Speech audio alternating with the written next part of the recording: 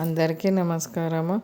మునగాకు రైస్ ఎలా చేయాలో చూసేద్దాము. ఆయిల్ పొయ్యి మీద పెట్టేసి శనగపప్పు, మినపప్పు, పల్లీలు, జీలకర్ర, ఆవాలు, ఒక ఎండుమిర్చి వేసి ఇలా వేగనిచ్చేసి ఒక పచ్చిమిర్చి వేయాలి. కప్పు రైస్కి ఒక పచ్చిమిర్చి, ఎండుమిర్చి సరిపోతుంది. ఇంకా కారం ఇట్లా ఎక్కువ అవసరం ఉండదు. మనము ఇలా వేగిన తర్వాత ఈ మునగాకు శుభ్రంగా కడిగి తడి లేకుండా చూసుకొని ఈ ఆకు వేసినామంటే చిటపట అంటుంది. ఇంకా జాగ్రత్తగా కలుపుకుంటూ చేరాలి.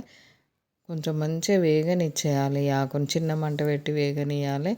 ఇలా కొంచెం సగం వేగిన తర్వాత సాల్ట్ వేసుకోవాలి. ఇంకా పొడి పొడిలాడుతూ వేగాలి.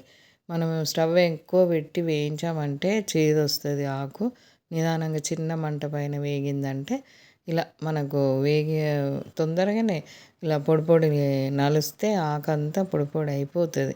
అలా అయినప్పుడే మనం రైస్ వేసుకోవాలి. అప్పుడే టేస్ట్ ఉంటుంది రైస్.